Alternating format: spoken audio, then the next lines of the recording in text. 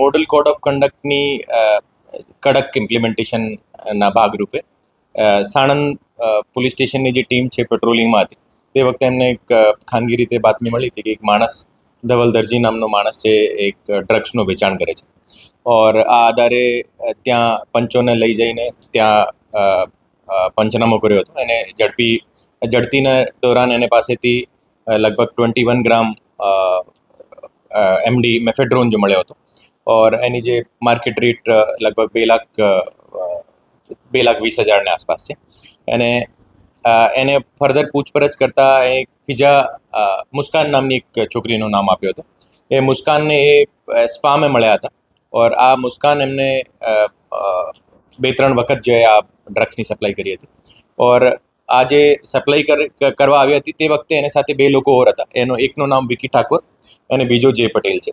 વિકી ઠાકોર જે છે આ મુસ્કાનનો બોયફ્રેન્ડ છે અને મુસ્કાનનો અસલી નામ ફિઝા પઠાણ છે ઓર આ મૂળ ઉદયપુરની રહેવાસી છે. અહીંયા નામ ચેન્જ કરીને અહીંયા રહેતી હતી અને જુદા જુદા સ્પામાં કામ કરતી હતી ઓર એને સાથે સાથે ડ્રગ્સનો પણ ધંધો કરતી હતી ઓર એ ત્રણો પેડલર જે છે એ ત્રણો પેડલર રાજસ્થાન અને મુંબઈથી એને જો ડ્રગ સપ્લાય થતો હતો.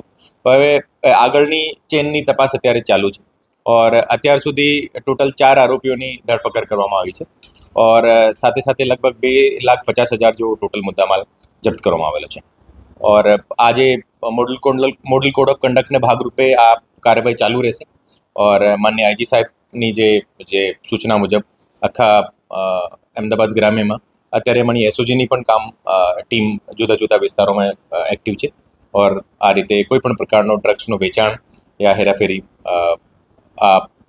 થાય નહીં એના માટે અમારી બધી ટીમો કડક પગલાં લેશે.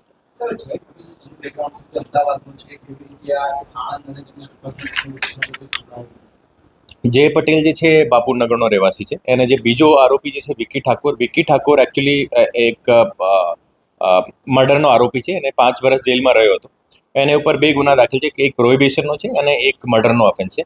એ 5 વર્ષ જેલમાં રહીને બેલ ઉપર છૂટીને આવ્યો હતો. એને મુસ્કાન ઉર્ફે ફિઝા સાથે એમનો સંબંધ હતો ઓર અત્યારે ડ્રગ્સનો જુદા જુદા વિસ્તારોમાં વેચાણ કરતો હતો. જે પણ નાનો મોટો આ દુકાન ઉપર ને બધો ધંધો જ કરતો હતો અને એમાંથી એનો મુખ્ય કામ જ આ ડ્રગ પેડલિંગનો છે ઓર અત્યારે કેટલી વખત જે ડ્રગનું વેચાણ કર્યું છે ક્યાંથી લાવેલો છે આ તમામ પ્રકારની જે આગળની તપાસ ચાલુ છે.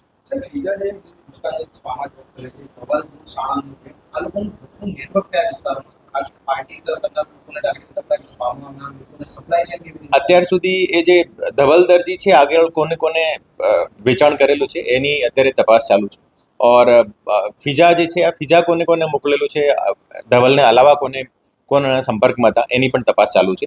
એ બંને સંપર્કમાં આવ્યા હતા જ્યારે ધવલ સ્પામાં ગયો હતો ત્યારે આ છોકરી એમને મળી હતી.